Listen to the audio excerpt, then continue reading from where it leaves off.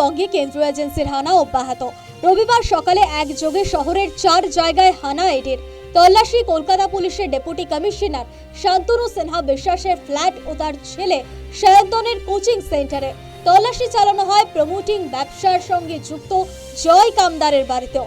এর আগে আর্থিক তছরূপের অভিযোগে রবিবার সকাল 6:45 নাগাদ কেন্দ্রীয় বাহিনীকে নিয়ে কলকাতা পুলিশের ডেপুটি কমিশনার শান্তনু সিনহা বিশ্বাসের ফার্ন রোডের ফ্ল্যাটে পৌঁছান ইডির তদন্তকারীরা। তল্লাশি চলে পুলিশ কর্তার ফ্ল্যাটের অদূরের প্রতিযোগিতামূলক পরীক্ষার জন্য তৈরি কোচিং সেন্টারেও। ইডি সূত্রে খবর, জমি দখল সংক্রান্ত মামলায় সোনা পাপ্পু সূত্রে নাম উঠে আসে প্রমোটার জয় কামদারের। জয়ের সূত্র ধরে নাম উঠে আসে আইপিএস অফিসার গৌরব লালের নামও। জয় সূত্রেই নাম উঠে আসে শান্তনু সিনহা বিশ্বাসেরও। ইডির দাবি, বেহালায় জয়ের বাড়িতে তল্লাশির সময় বাজেয়াপ্ত হওয়া মোবাইলের সূত্রে একাধিক নাম উঠে আসে। জড়িতদের প্রত্যেকের সঙ্গে আর্থিক লেনদেনের যোগ রয়েছে। বাংলায় প্রথম দফা ভোটের একেবারে 3 দিন আগে আইপিএস অফিসারের একাধিক ঠিকানায় তল্লাশি অভিযান। শান্তনু সিনহা বিশ্বাস, যিনি বর্তমানে কলকাতা পুলিশের স্পেশাল ব্রাঞ্চের ডেপুটি কমিশনার, তার ফার্ন রোডের যে ফ্ল্যাট রয়েছে সেই ফ্ল্যাটে ইডি আধিকারিকরা একেবারে রবিবার 7 সকালে পৌঁছে যান এবং এই ফ্ল্যাট যেটা দেখতে পাওয়া যাচ্ছে যে স্বস্তিক ফার্ন, সেখানে ইডির তল্লাশি অভিযান সকাল 6টা থেকে শুরু হয়েছে। এখনো পর্যন্ত সেই তল্লাশি অভিযান চলছে। আমরা দেখতে পাচ্ছি এনফোর্সমেন্ট ডিরেক্টরেটের যে গাড়ি, একাধিক টিম তারা এই মুহূর্তে এসেছেন, তারা তল্লাশি অভিযান। তল্লাশির খবর পেয়ে কলকাতার পুলিশ কর্তার বাড়িতে পৌঁছন তার আইনজীবী প্রসেনজিৎ নাগ, যদিও তাকে ঢুকতে দেওয়া হয়নি। আমার সঙ্গে শান্তনুর কোনো কথা হয়নি। এখানে ইডি কেন রেড করেছে আমরা সেটা জানতে এসেছি ওনারা অ্যাডভোকেট হিসেবে, যে কেন রেড হয়েছে, কী কারণে রেড হয়েছে, কী চার্জে রেড হচ্ছে, এটা আমাদের জানাতে হবে তো ইডিকে। সেটা ইডি আধিকারিকরা আমাদের সঙ্গে কথা বলতে রাজি নয়।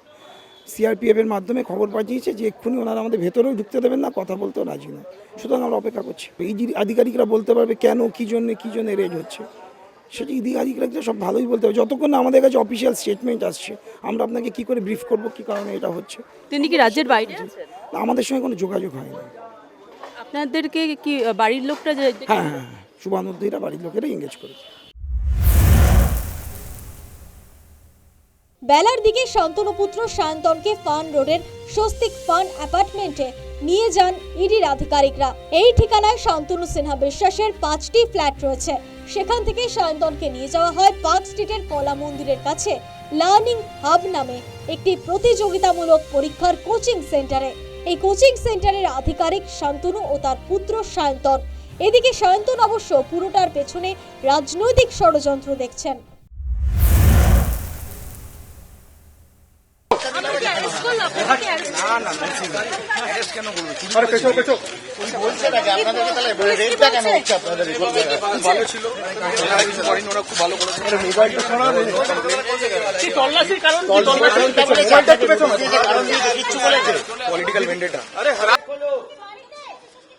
হ্যাঁ, বাড়িতেই সেটা আমি জানি।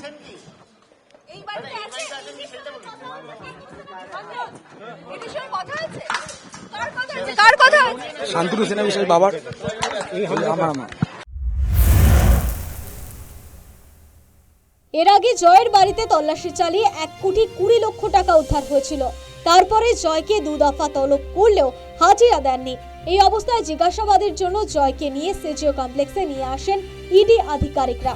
ইডি সূত্রে খবর, দিনভর দফায় দফায় জিজ্ঞাসাবাদ করা হলেও বেশিরভাগ প্রশ্নের সদুত্তর দিতে পারেননি জয়। তদন্তে সহযোগিতা না করায় রবিবার বিকেলের দিকে গ্রেফতার করা হয় তাকে।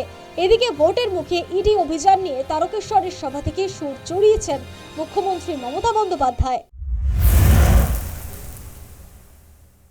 আমার যে ইনকাম ট্যাক্স করে তার বাড়িও ইডি রেড করেছে। আমাদের প্রার্থী দেবাশিস কুমার, তাকে 16 ঘন্টা আটকে রেখেছে, ক্যাম্পেইন করতে দেওয়া হয়নি। প্রত্যেকটা কেস হবে, জেনে রাখুন। ছেড়ে কথা বলার লোক আমরা নই, আমরা রেকর্ড করে রাখছি। তারপর আমার যে সিকিউরিটি দেখে তার বাড়িও সকাল থেকে রেড করছেন। তার মানে আপনারা কি আমায় খুন করতে চান না হত্যা করতে চান? আরে আমাদের রোজই তো ইডি রেড করছে। ইলেকশনের সময় কেন ভাই তোমার মনে পড়লো? ভোটের দিন দেখবেন সকালবেলায় বিজেপি জিতছে বলে রটাবে, কারণ বিজেপির গুলো আগে গুনবে, ওইটা দিয়ে সূর্যোদয় হবে। আর তৃণমূল জিতছে হবে সূর্যাস্ত, বিজেপির সূর্যাস্ত করে দেবো। উল্লেখ্য, এর আগে কয়লা পাচার কাণ্ডেও নাম জড়িয়েছিল কালীঘাট থানার প্রাক্তন ওসি শান্তনু সিনহা বিশ্বাসের। ঘটনাচক্রে রবিবারই ঝাড়গ্রামের নির্বাচনী সভা থেকে কয়লা পাচারে যুক্তদের বিরুদ্ধে হুঙ্কার ছুড়েছেন প্রধানমন্ত্রী নরেন্দ্র মোদী।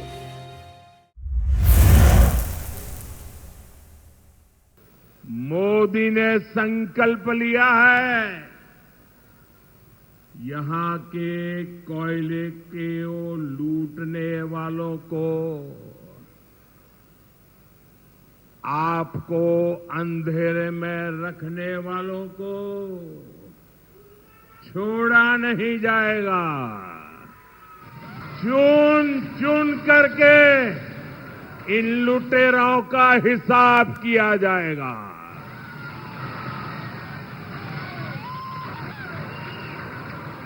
ये टीएमसी में सबका नंबर लगेगा और ये मोदी की गारंटी है।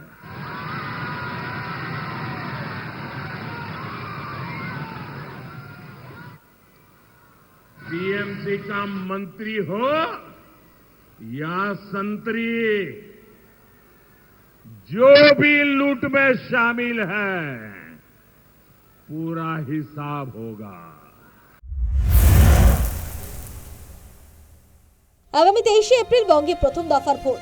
তার আগে ইডির অ্যাকশন মোড ঘিরে রাজনৈতিক উত্তাপ বাড়ছে বঙ্গ রাজনীতিতে। News time.